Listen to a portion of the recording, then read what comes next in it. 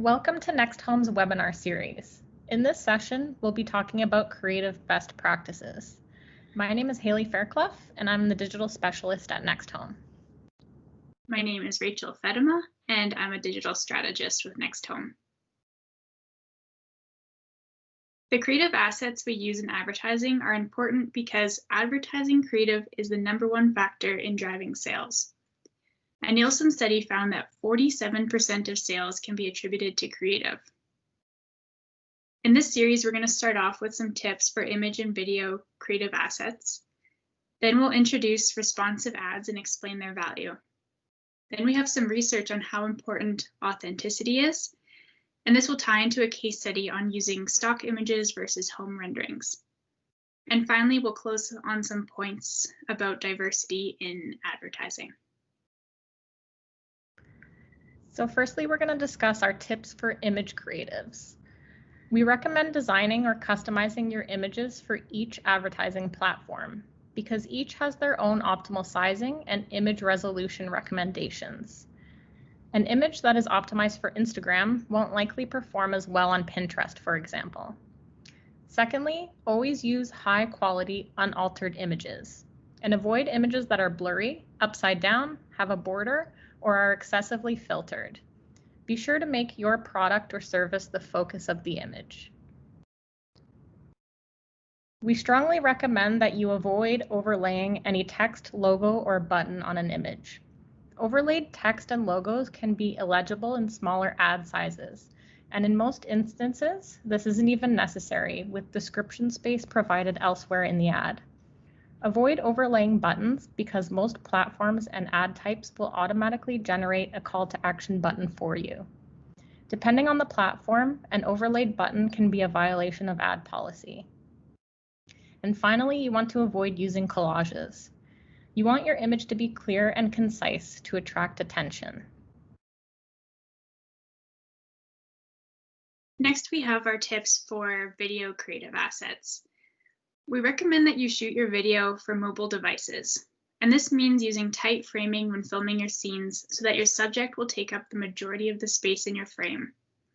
And especially when producing content for social platforms, use a vertical or square aspect ratio. Most people hold their phones vertically, so you'll take up more of their screen.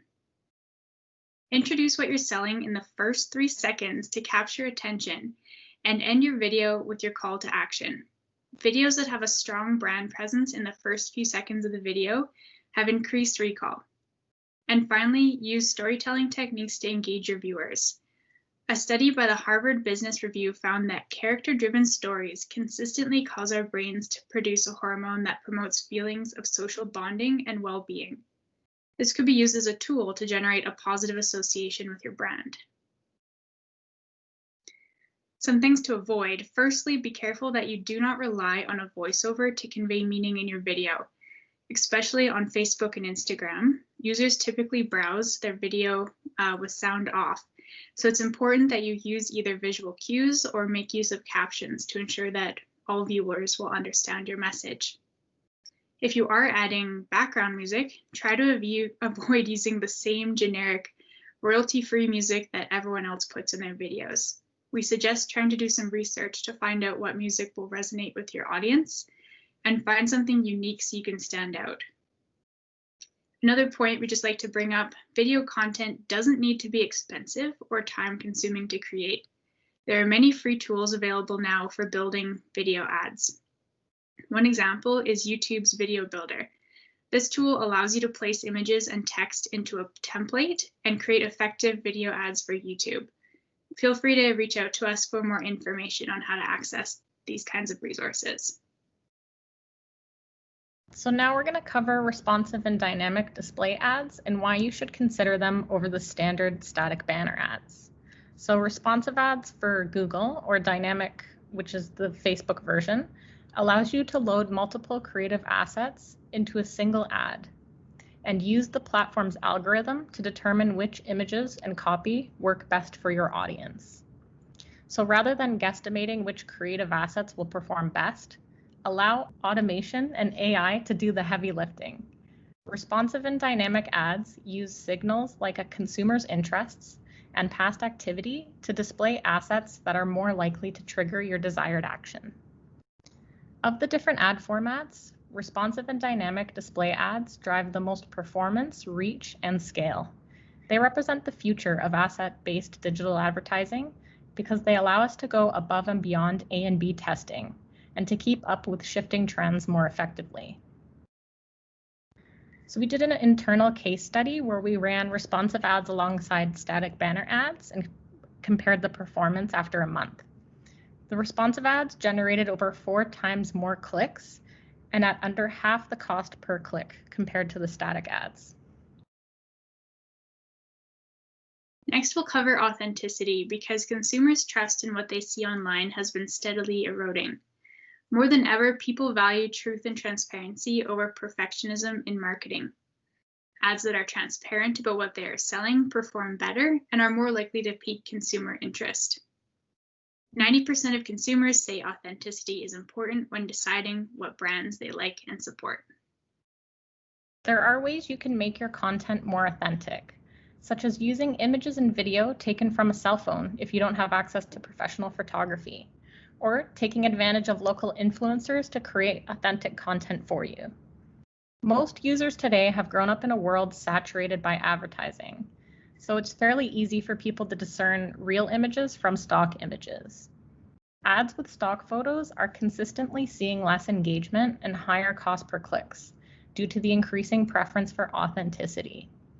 Consumers will be more attentive to a slightly imperfect photo or video of your product rather than a stock image. In one study, a moving company that replaced a generic shot of happy people moving with a photo of their team or their truck saw 45% more quotes from their digital marketing. We ran our own internal case study where we compared ads with stock images versus renderings, and after a month, we saw that the ads with renderings produced 53 times more landing page views and at a third of the cost, totally overtaking the stock image ads. Diversity has also become increasingly important in advertising, so it's important to consider who is being represented in the images and video you use. Millennials and Gen Z generations value diversity more than any prior generation, and they are a key homebuyer demographic, with the oldest members of Gen Z now 25 years old. Consumers expect brands to be inclusive and reflect the reality and complexity of their lives in advertising. People are more likely to consider and even purchase a product after seeing an ad they consider to be diverse or inclusive. In a Google study, 64% of respondents said they took some sort of action after seeing an ad that they considered to be diverse or inclusive. This percentage is higher among specific consumer groups, including Latinx+, Black, Asian Pacific Islander, LGBTQ, and millennial consumers. Also, YouTube videos uploaded by advertisers featuring at least as many female characters as male yielded 30% more views than other videos. This tells us that when advertisers make their creative more inclusive and diverse, people watch and notice. Each advertising platform has its own unique placements and sizing. And as each platform changes over time, the top performing creative assets shift with it. At NextHome, we're always on the edge of the latest and greatest optimizations, and we do our best to keep on top of industry trends and innovations across all digital platforms. Ask your media consultant or email digital@nexthome.ca for our latest platform-specific guidelines, or if you have any questions. Thanks for joining us. Don't forget to subscribe and follow us for more content.